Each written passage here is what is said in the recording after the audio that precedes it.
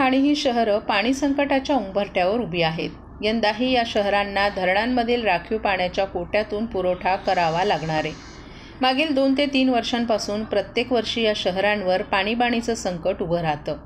अशातच ठाणे शहरातील विकास कामं पाणी पुरवठा विभागासाठी डोकेदुखी ठरू लागली आहे.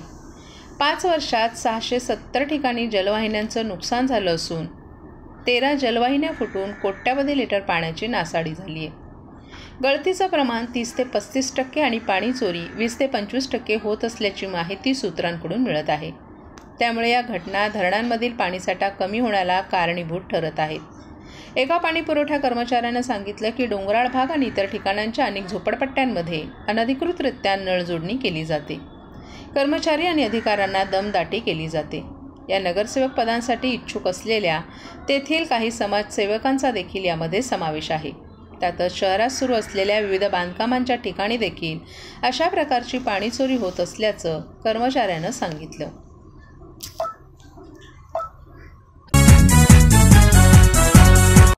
1 जानेवारी ते 15 जानेवारी 2024 या कालावधीमध्ये मालमत्ता करावरील 75% व्याज माफ. त्याचप्रमाणे 16 जानेवारी ते 31 जानेवारी 2024 या कालावधीमध्ये मालमत्ता करावरील 50% व्याज माफ. तरी सदर व्याज माफीच्या अभय योजनेचा ठाणेकर करदात्यांनी लाभ घ्यावा. महानगरपालिकेच्या कोणत्याही संकलन केंद्रावर कर भरण्याची सोय आहे. ATM, डेबिट, क्रेडिट कार्डद्वारे कर भरण्याची सुविधा उपलब्ध करून देण्यात आली आहे. सोमवार ते शनिवार या दरम्यान सकाळी 10:30 ते सायंकाळी 5 वाजेपर्यंत संकलन केंद्राची वेळ असून करदात्यांच्या सोयीसाठी रविवारी संकलन केंद्र सकाळी 10:30 ते दुपारी 1:30 वाजेपर्यंत सुरू ठेवण्यात येत आहे. यासोबतच ठाणे महानगरपालिकेच्या propertytax.thanecity.gov.in या संकेतस्थळावर ऑनलाईन पद्धतीने मालमत्ता कर भरण्याची सुविधा उपलब्ध करून देण्यात आली आहे. तसेच गुगल पे, फोन पे, पेटीएम आणि भीम ॲपद्वारे आपला कर सुलभतेने जमा करू शकता. ठाणे महापालिका क्षेत्रातील सर्व करदात्यांना विनंती आहे की आपण या व्याजमाफी अभय योजनेचा जरूर लाभ घ्या आणि आपला मालमत्ता कर लवकरात लवकर महापालिकेमध्ये जमा करून महापालिकेस सहकार्य करा. धन्यवाद. ठाणे महापालिकेच्या सन 2024-25च्या अर्थसंकल्पात परिवहन उपक्रमाच्या बसेसमधून 60 वर्षांवरील नागरिकांना विनामूल्य प्रवास, महिलांना तिकिटात 50% सवलत आणि बसमधील डाव्या बाजूची आसनं महिलांसाठी राखीव ठेवण्याची घोषणा मुख्यमंत्री एकनाथ शिंदे यांच्या आदेशानुसार पालिका आयुक्त अभिजित बांगर यांनी केली आहे. या योजनेचा शुभारंभ आज ठाण्यातील सॅटिसपूल रेल्वे स्टेशन येथे पार पडला. या कार्यक्रमात शिवसेना ठाणे जिल्हाप्रमुख, माजी महापौर नरेश मस्के, माजी आमदार, शिवसेना उपनेते रवींद्र फाटक, मीनाक्षी शिंदे, हेमंत पवार, परिवहन सभापती विलास जोशी, परिवहन व्यवस्थापक भालचंद्र बेहेरे तसंच परिवहन समिती सदस्य आणि माजी नगरसेवक, शिवसेनेचे पदाधिकारी आणि कार्यकर्तेही मोठ्या संख्येनं उपस्थित होते. यावेळी प्रवाशांना गुलाबाचे फूल देऊन शुभारंभ करण्यात आला. तसंच प्रवाशांशी संवाद साधला. यावेळी प्रवाशांच्या चेहऱ्यावर आनंदही पाहायला मिळाला. महाराष्ट्रामध्ये जे माननीय पंतप्रधान नरेंद्र मोदी साहेबांनी हिंदुस्थानामध्ये महिला सक्षमीकरणाचे जे धोरण आपण स्वीकारलेलं आहे आणि त्या अंतर्गत महाराष्ट्रामध्ये अनेक नवीन निर्णय महिलांच्या संदर्भात घेतले जात आहेत. महिला सक्षम करण्याच्या दृष्टीने अनेक निर्णय जे घेतले गेले त्यामध्ये STमध्ये महिलांकरता 50% तिकीट कपात म्हणजे अर्धे दरात तिकीट प्रवास आणि ज्येष्ठ नागरिकांना मोफत प्रवास हा महाराष्ट्राच्या मुख्यमंत्री नामदार एकनाथ शिंदे साहेबांनी निर्णय घेतला. करोडो महिलांना याचा फायदा झाला. त्याचबरोबर लाखोंच्या वरती ज्येष्ठ नागरिकांनी या संधीचा लाभ घेतला. आणि लाभार्थी झाले।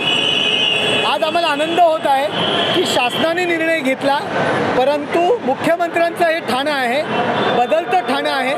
स्थानिक स्वराज्य संस्थांच्या स्वतःच्या ज्या ट्रान्सपोर्ट सिस्टीम होत्या त्यामधील महाराष्ट्रामध्ये ठाणं ही पहिली महानगरपालिका ठरलेली आहे की त्यांनी महिलांना अर्ध तिकिटामध्ये प्रवास करण्याचा निर्णय घेतलेला आहे, अर्ध तिकीट माफ केलेलं आहे।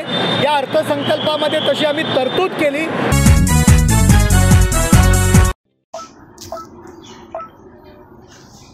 ठाणे लोकसभा निवडणुकीबाबत लवकरच गोड बातमी कळेल, माजी खासदार संजू नाईक यांचं ठाण्यात वक्तव्य। ठाणे लोकसभा निवडणुकीबाबत महायुतीतील घटक पक्षांमध्ये कोणतंही दुमत नाही। ठाण्यासाठी आपलंही नाव ऐकत आहोत, परंतु भाजपचे वरिष्ठ नेते याबाबतचा अंतिम निर्णय घेणार असून लवकरच गोड बातमी ऐकायला मिळेल, असं वक्तव्य ठाण्याचे माजी खासदार डॉक्टर संजू नाईक यांनी केलं आहे।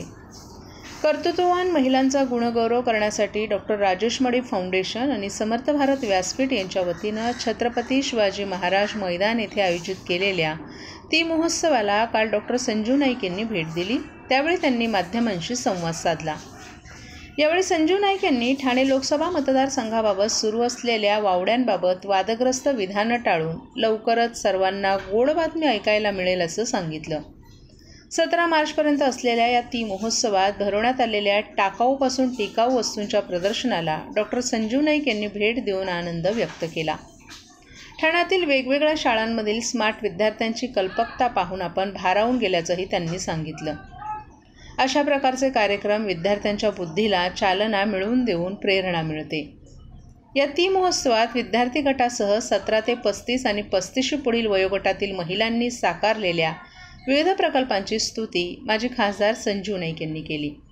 यावेळी माजी नगरसेविका प्रतिभा मडवी, भाजप उपाध्यक्ष डॉक्टर राजेश मडवी, डॉक्टर किरण मनेरा, अनुराधा रोडे, ॲडव्होकेट धनंजय सिंग, संतोष भोईर, समर्थ भारत व्यासपीठाचे भटू सावंत, उल्हास कारले, तन्मय पाटील आदीही उपस्थित होते।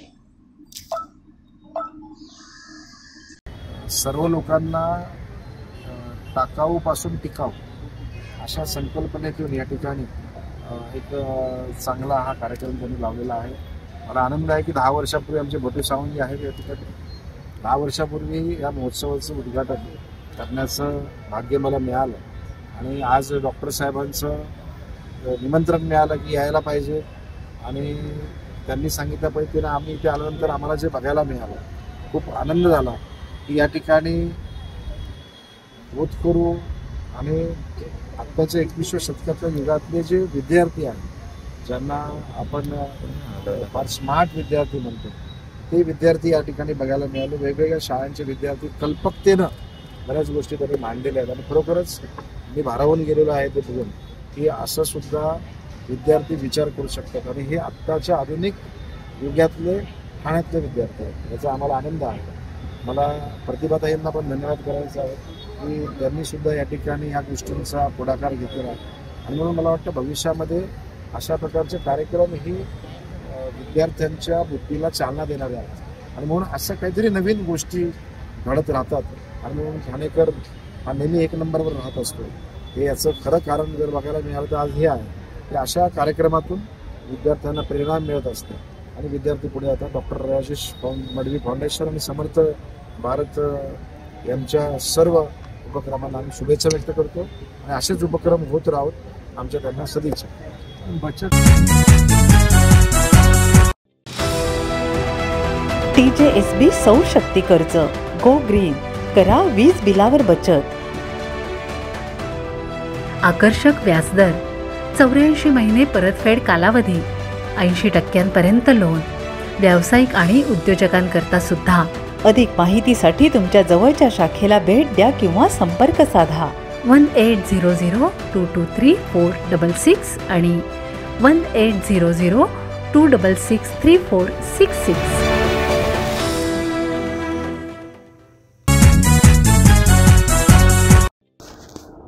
आयकर विभाग ठाणे सर्कलच्या वतीनं ठाण्यातील आशरायटी पार्क वागळे स्ट्रीट येथे गेल्या 4 दिवसांपासून आंदोलन सुरू आहे। आज या आंदोलनाचा 4था दिवस असून मोठ्या संख्येनं कर्मचाऱ्यांनी उपस्थित राहून विविध मागण्यांसाठी हे आंदोलन सुरू केले। यावेळी जोरदार घोषणाबाजी करण्यात आली. तसंच या आंदोलनाच्या माध्यमातून विविध मागण्याही मांडण्यात आल्या. यावेळी जुनी पेन्शन योजना लागू करावी, तसंच कायमस्वरूपी करावी, NPS रद्द करावा आणि OPS पुनर्संचयित करावा, 8वा केंद्रीय वेतन आयोग लागू करावा, तसंच बदलीचा अर्ज विचारात घ्यावा. गेल्या अनेक महिन्यांपासून कंत्राटदारांवर काम करणाऱ्या कर्मचाऱ्यांना कायमस्वरूपी कराव्या अशा विविध मागण्यांसाठी हे आंदोलन करण्यात आले. या मागण्या पूर्ण न झाल्यास आक्रमक भूमिका घेणार असल्याचं यावेळी कर्मचाऱ्यांनी सांगितलं. काय सांगाल गेले 4 दिवस झालं काय नेमक्या मागण्या आहेत तुमच्या? आमच्या ऑल इंडियामध्ये पूर्ण भारतामध्ये जे युनियन चालू ITF संघटना जो आहे पूर्ण भारतात चालू आहे. आम्ही 11, 12, 13 3 दिवस आम्ही धरणं आंदोलन केलेलं आहे. प्रत्येक ठिकाणी CIT, CC office, range office जे हेडक्वार्टर्स आहेत तिथे आंदोलन केलेले आहे. प्रत्येक ठिकाणी आमच्या डिमांड्स आम्ही ठेवलेले आहेत. डिमांड्स आमच्या आताच नाही आहे, 2 ते 3 वर्षापासून आपण गव्हर्नमेंटकडे डिमांड करत आहे. त्यामध्ये काही जे पर्टिक्युलर्स आहे त्यामध्ये ओल्ड पेन्शन्स, पुराणी पेन्शनसाठी आम्ही डिमांड करतोय की आम्हाला पुराणी पेन्शन लागू करावे. त्यानंतर आम्ही ICTCला मुद्दा घेतलेला आहे, जो इंटरचार्ज होतो ट्रान्सफर करण्यासाठी जे दिक्कत होते, दुसऱ्या राज्यातून आलेले आहे. बरेचसे आमचे कलिग्स आहे ते दुसऱ्या स्टेटमध्ये आहे आणि इथे वाईफ त्यांची तिथे वर्किंग आहे आणि इथे कोणाचा मेडिकल ग्राउंड, तर या कंडिशनवर तरी ICT ट्रान्सफर जे आहे तो द्यायला पाहिजे गव्हर्नमेंटनी. त्याच्यानंतर आहे DA एरियर्सचा. DA एरियर्स पण गव्हर्नमेंट 18 महिन्याचं जे DA एरियर्स आहे ते देण्याची म्हणजे गव्हर्नमेंटने देण्यासाठी केलेलं होतं कबूल, परंतु अजूनपर्यंत भेटलेलं नाही आहे. त्यानंतर आहे 8 पे कमिशन. दरवर्षी 10 वर्षानंतर कमिशन लागतात. यावर्षी पण त्यांनी म्हणजे 7 पे चालूच आहे. आता 8 पे कमिशनकडे वळायला पाहिजे, ही पण आमची डिपार्टमेंटकडे मागणी आहे.